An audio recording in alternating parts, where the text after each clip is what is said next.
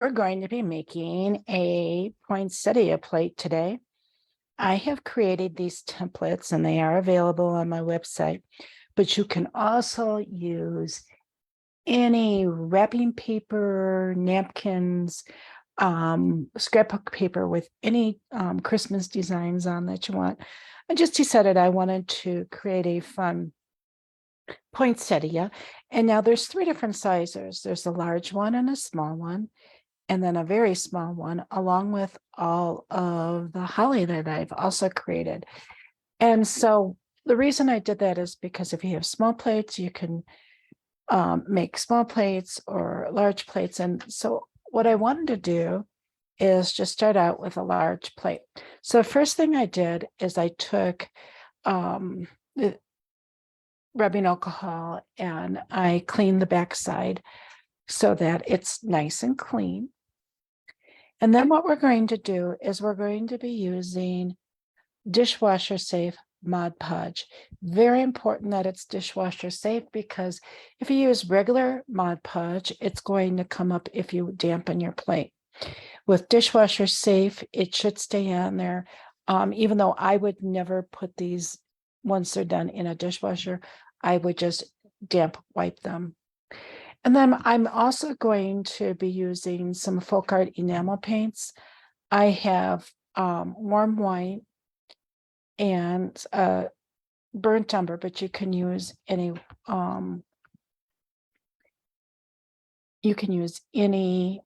dark brown you want. And then I have wicker white, and I also have a gold color.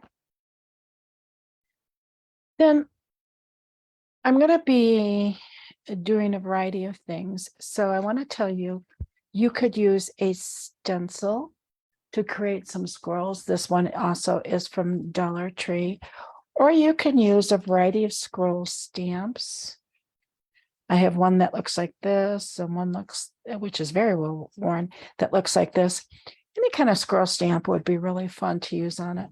I'm also going to be using a text. You can either use a typewritten text stamp or a cursive, as I have here. You could also decoupage text from text paper. I know Hobby Lobby has some wonderful tissue paper that has text on it. So with that, I want to show you how I first started applying these. I cut out my templates, and what I did is I put in a Dollar Tree tray, I put some Mod Podge, and then I use a brush. You should also have some paper towel handy too. So what I do is, let me scoot this over. I simply am going to take and put this Mod Podge all over the area that's printed, not the white side. Because this, since I'm working on the back side of the plate, you want to make sure that you're going to apply this to the part that's going to show. I try to apply it evenly without any streaks on it. And yes, you'll get it on your hand. There's just no way avoiding that. This will come off your hand really easily. So you don't want to leave layers like that. You want to brush those out, and any streaks that you have, so that the paper is coated nice and evenly. Don't work too slow, because if this starts to dry, if it starts to dry, it will not stick to your plate. And so then I'm going to come over here and place this down. What I do is I get my finger on there and really press hard, going around that curve. And then I press the poinsettia into position. And I make sure I use my finger to make sure that it is completely adhered. I'm going to let this dry before I apply any more Mod Podge to it. What I can do right away though, is I can cut these off, the little extra pieces. And then I'm going to add the rest of the holly in the same way.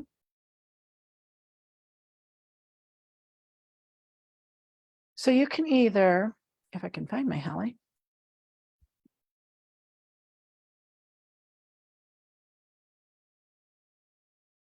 you can either simply put the Mod Podge down on the plate, which is a lot easier than, because the holly is so much smaller. What you can do is just put it down on the plate, press it into position. And then what I like to do is I like to take a paper towel and just wipe off the excess, because this might show through.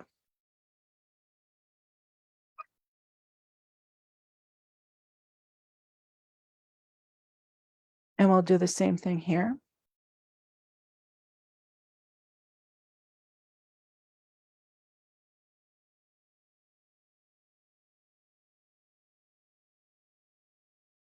Can you see this okay?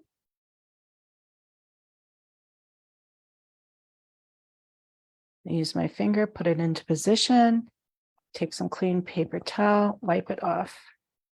And really make sure it's pressed down. Now I noticed that this was starting to lift up over here. So what I can do is go and just put a little bit of the Mod Podge underneath and then reposition it.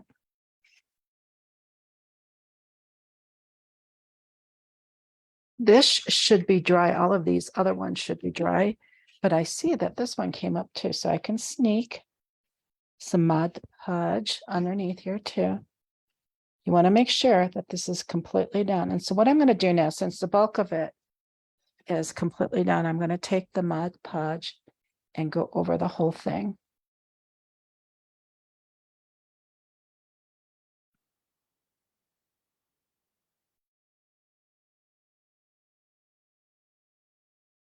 Since it's on this side, you can come in with a fairly heavy hand.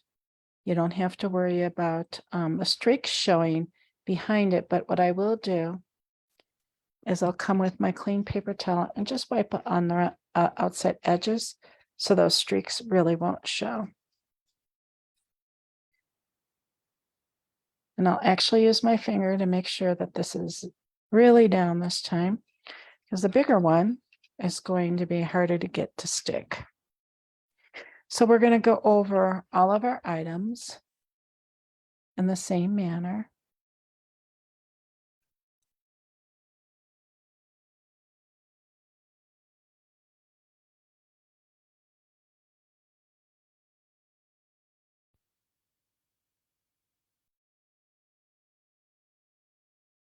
So this one started coming up too.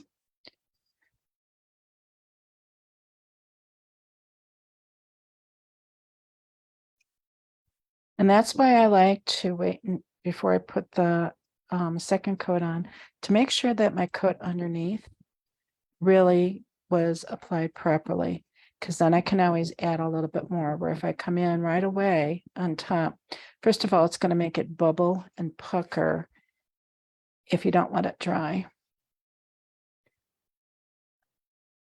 Also, when I printed these out, when I printed the templates out, I did use a laser printer and not a inkjet printer. Very, very important.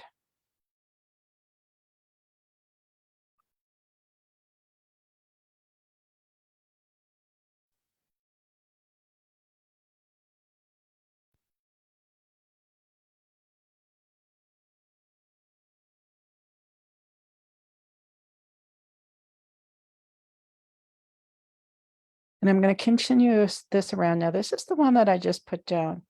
So I'm hoping it's set up enough where I'm going to be able to just go right over it without it puckering. And I think it's okay.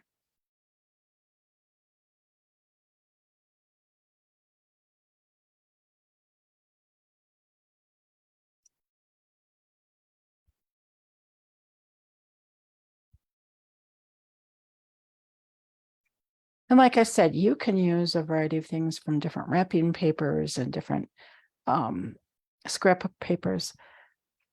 But if you want something that's already sized, that can fit the plates easily, you can use these on glass ornaments. You can make wine glasses with them.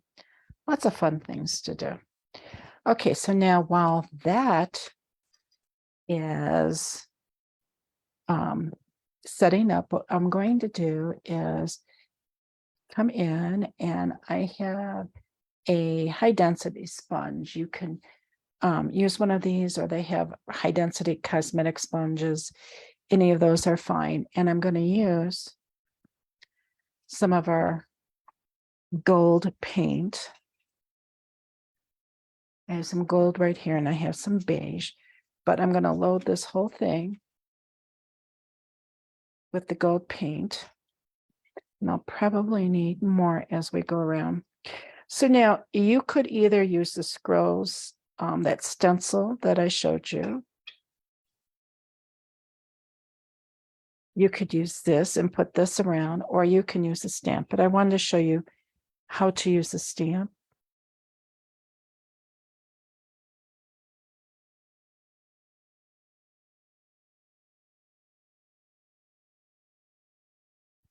I really like this one, so I think we're going to go with this one. This is a Stampenda stamp, and I'm sure it's been discontinued. So that's why I said you can use any scroll stamp that you would like. And I think I'm going to just hold it in my hand rather than use an acrylic handle because of the way that this is tapered. And I'm coming in, and you, as you can see, I'm just pouncing some gold on here. And then what I'll do is just very gently set this down. Do not let it slide. And you may not even be able to see this, but once I put the white on, it's going to be really obvious where the gold is and is not. So I'm not sure if you can see that. Let's flip it over. Oh, I can tell that that's going to be really pretty. Maybe we can see it a little bit better there. Now that's going to be really pretty. It's going to almost give it a little vintage flair. So I'm going to continue this around. And what's really nice is by doing this, we're allowing all of the decoupage medium to dry.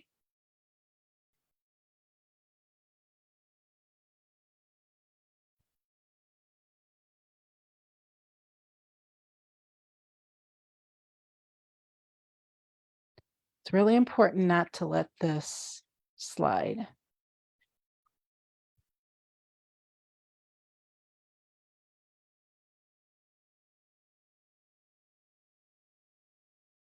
So I press down firmly with my fingers, but do not let it slide. And what I really like about using a high density sponge is, for the most part,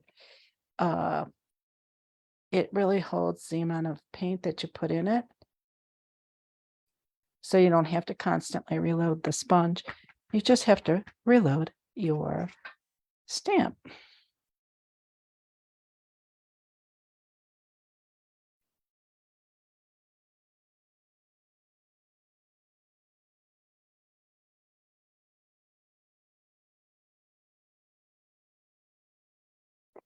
I think this one needs a little bit more. The scroll there. So you can always add. Now I will put just a little bit of this in the center.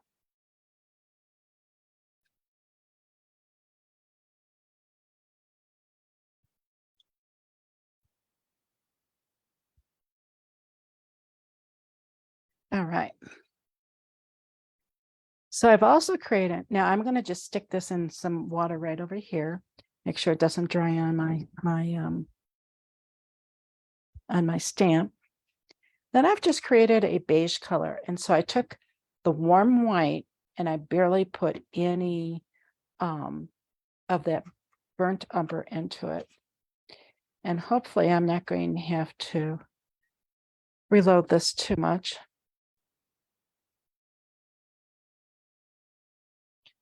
And I am going to load my text stamp in the same way. I like that it's a smaller text stamp.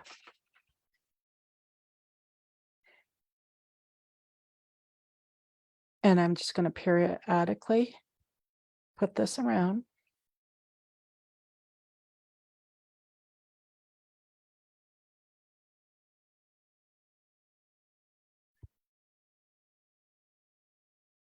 We'll do this on the side.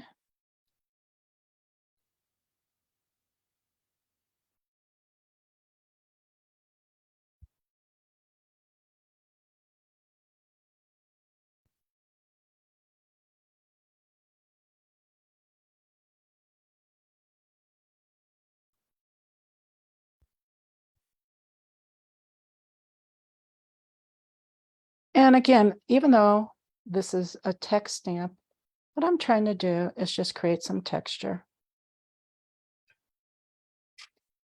Let's see how this is looking.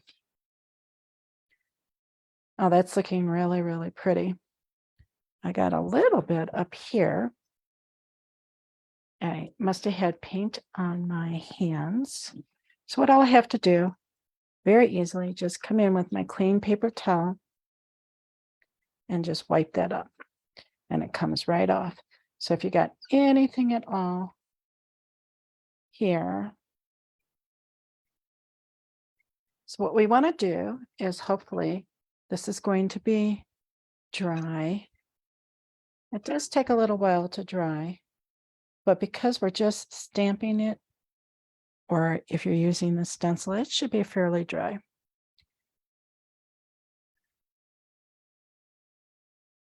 Now you can either use white or the wicker white or the warm white. And I'm going to use the warm white.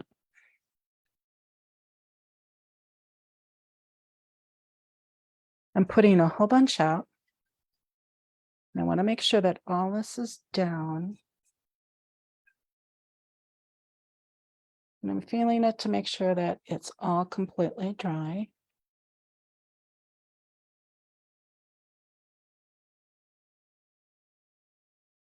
So I'm going to come in and I'll go over all of these items. And I've got the warm white in my sponge. And I'm pouncing it up and down. And in doing that, if I were to pull, I could easily smudge the items underneath that I've just stamped in.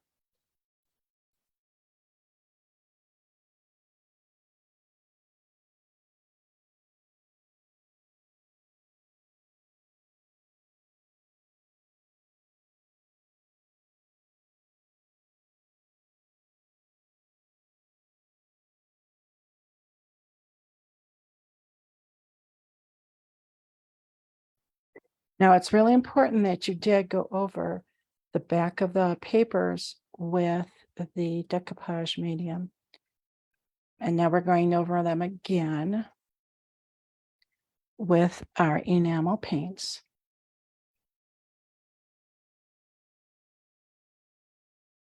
I need to put some more out.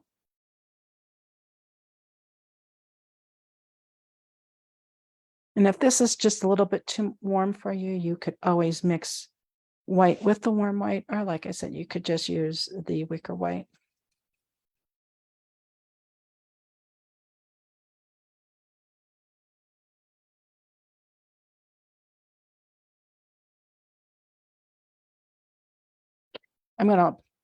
Once I'm done with this, I will let it dry and I'll put a second coat on. The bubbles will all lay down.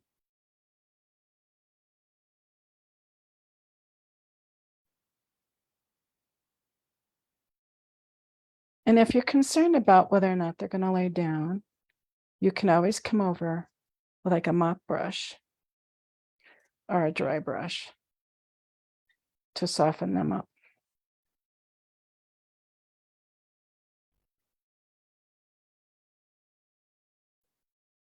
So here I have just a dry brush, and I can come in and just pat on them, and it's going to soften all these bubbles down.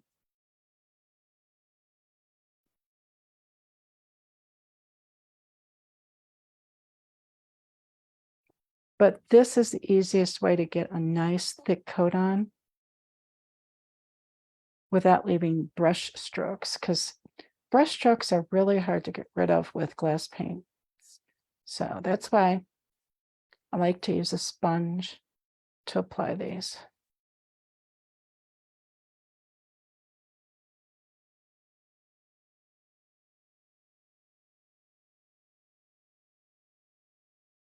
Let's see what it's going to look like.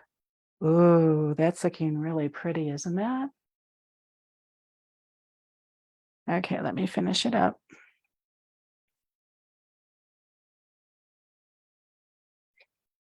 Now, since it's going to be wet, I wanted to show you right away what it's going to look like. I will say, though, that the sponge effect definitely has you use a lot more paint. But it's so effective in putting a nice thick coat on. And again, if you can't find a mushroom sponge like this, you can easily use makeup applicators. As long as it's a fairly high density sponge, it will be fine.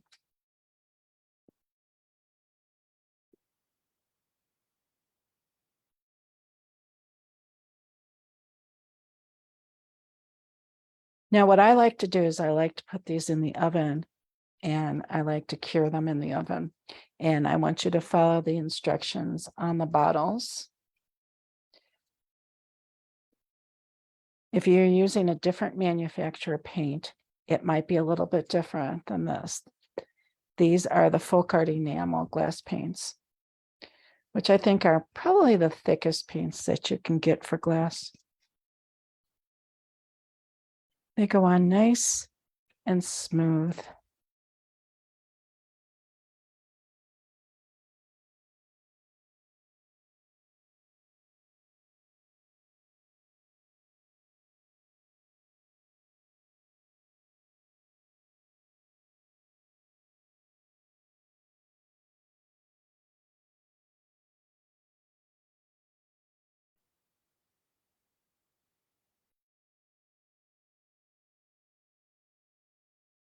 And again, I'm just coming in, barely touching down with a clean brush and smoothing it out.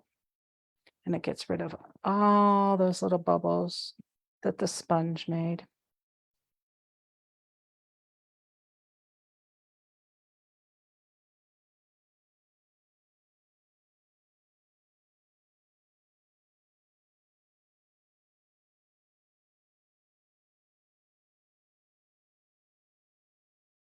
So I am going to flip it over and try to put my hand, well, we're going to just flip it over on the outside so you can see how beautiful this turned out.